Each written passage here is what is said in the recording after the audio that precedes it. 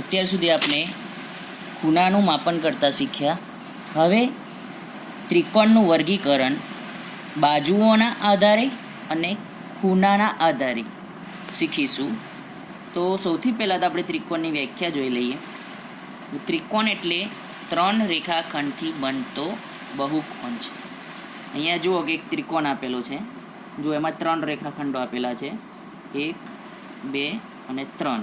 આ 3 રેખાખંડથી બનતો બહુકોણ એટલે એક બંધ આકૃતિ છે. હવે તેના અંગોમાં જોઈએ તો તેને 3 બાજુ હોય છે. તો 1, 2 અને 3 તેની બાજુઓ છે અને 3 ખૂણાઓ છે. તો આ એક ખૂણો, આ બીજો ખૂણો અને આ 3 ખૂણો. હવે બાજુઓને આધારે ત્રિકોણના 3 નામ આવે છે. તેમાં પહેલું નામ છે સમબાજુ ત્રિકોણ. હવે આ નામ પરથી જ ખબર પડે છે કે સમ, તો તમે ગુજરાતીમાં શબ્દ આવતો હશે શબ્દાર્થ. સમ એટલે સરખું અને બાજુ એટલે સરખી બાજુ, તો જેની બધી જ બાજુઓ સરખી હોય તેવો ત્રિકોણ. તો નામ પરથી જ ખબર પડી જાય તેની વ્યાખ્યા. એટલે કહેવા માગે છે કે જે ત્રિકોણમાં 3 બાજુ સરખી હોય એટલે 3 બાજુના માપ સરખા જ હોય તેને સમબાજુ ત્રિકોણ. જેમ કે ઉદાહરણ તરીકે આ ત્રિકોણ જુઓ, તેમાં 3 બાજુઓના માપ જુઓ 4 સેન્ટીમીટર. આ બાજુનું માપ પણ 4 સેન્ટીમીટર છે અને આ ત્રીજી બાજુનું માપ પણ 4 સેન્ટીમીટર છે. એટલે 3 બાજુના માપ સરખા છે એટલે તેને સમબાજુ ત્રિકોણ કહેવાય. ત્યારબાદ બીજો પ્રકાર છે સમદ્વિબાજુ ત્રિકોણ. સમ એટલે સરખું, દ્વિ એટલે 2. દ્વિનો બીજો અર્થ થાય છે 2. એટલે સમ એટલે સરખું, દ્વિ એટલે 2 એટલે જેની 2 બાજુ સરખું હોય તેવો ત્રિકોણ. ખાલી 2 બાજુના જ માપ સરખા હોય, ત્રીજી બાજુ અલગ હોય. એટલે અહીંયા વ્યાખ્યા આપી છે કે જે ત્રિકોણમાં 2 બાજુ સરખી હોય તેને સમદ્વિબાજુ ત્રિકોણ કહેવાય.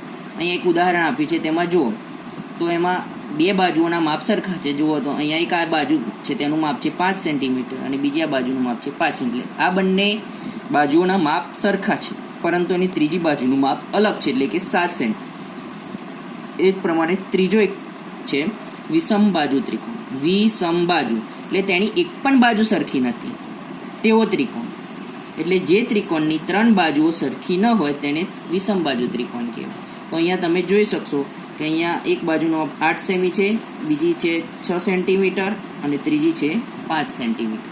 એટલે 3 બાજુના માપ કેવા છે? અલગ અલગ છે. 3ના માપ સરખા નથી. તેથી આ ત્રિકોણ જે આપેલો છે તેને વિષમબાજુ ત્રિકોણ કહેવાય. હવે આ આપણે અહીંયા જે સમજ્યા તે બાજુઓના આધારે ત્રિકોણના નામ જોયા.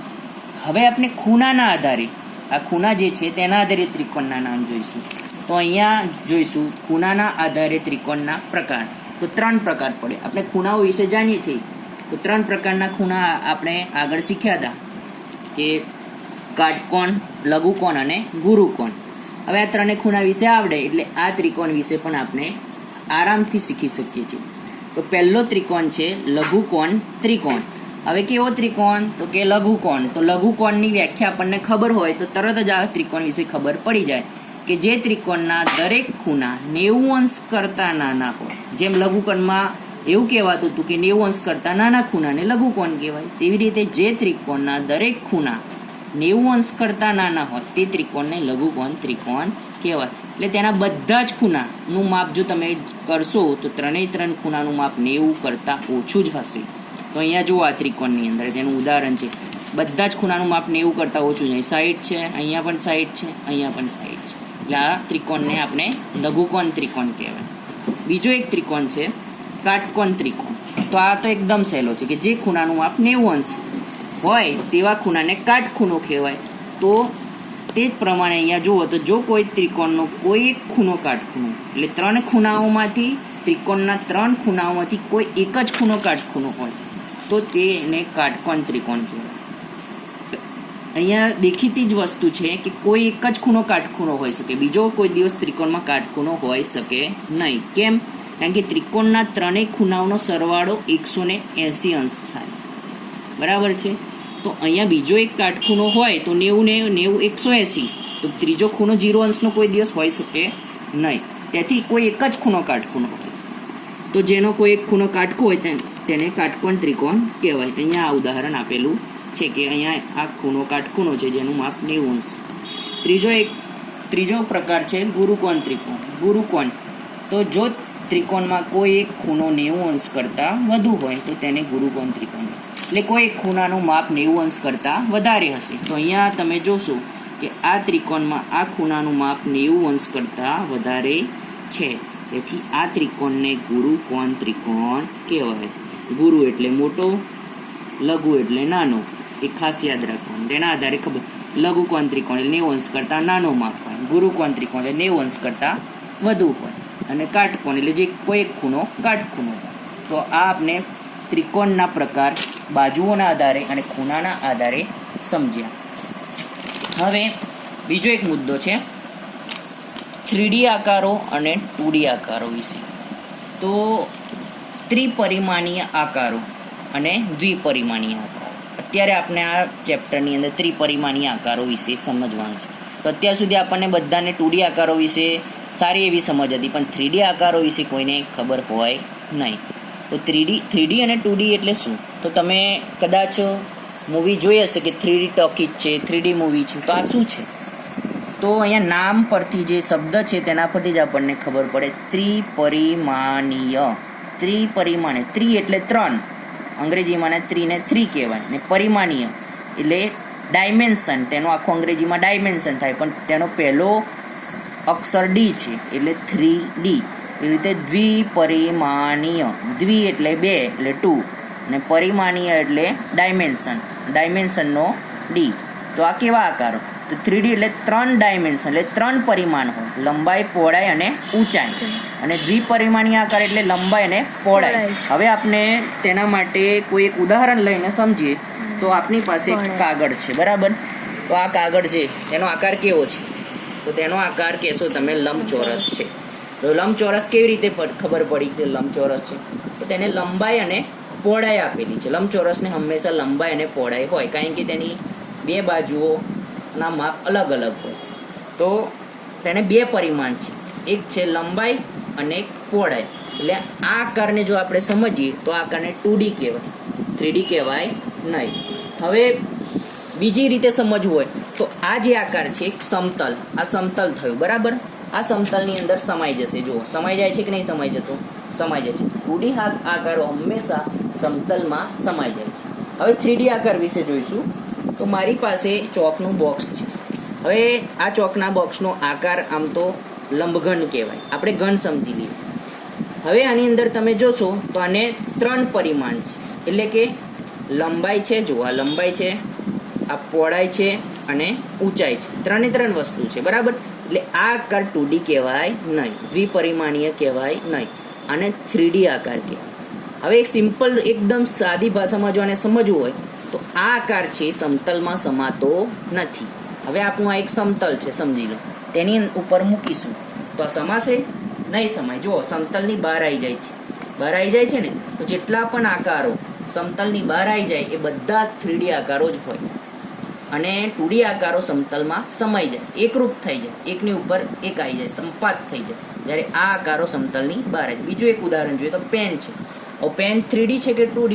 તો તેને આપણે મૂકીશું આની ઉપર. તો જુઓ, સમતલની બહાર આવે છે, એટલે આ પણ 3D આકાર જ કહેવાય. એટલે આરામથી આપણે 3D આકાર અને 2D આકારનો ભેદ સમજી શકીએ, બરાબર છે?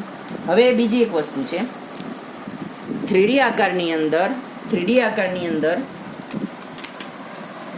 ફલક, ધાર અને શિરોબિંદુ 3 વિશે સમજવું જરૂરી છે. તો સૌથી પહેલાં તો આપણે ઘન દોરી દઈશું. હવે ઘન કેવી રીતે દોરાય એ જોઈ લઈશું. એકદમ સહેલી રીત છે. પહેલાં તો એક ચોરસ દોરી દેવાનું.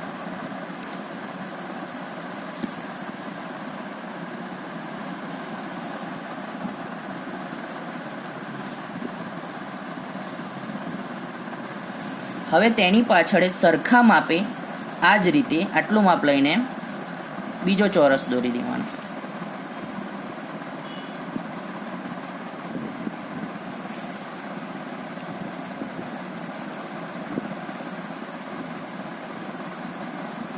દોરાઈ ગયું.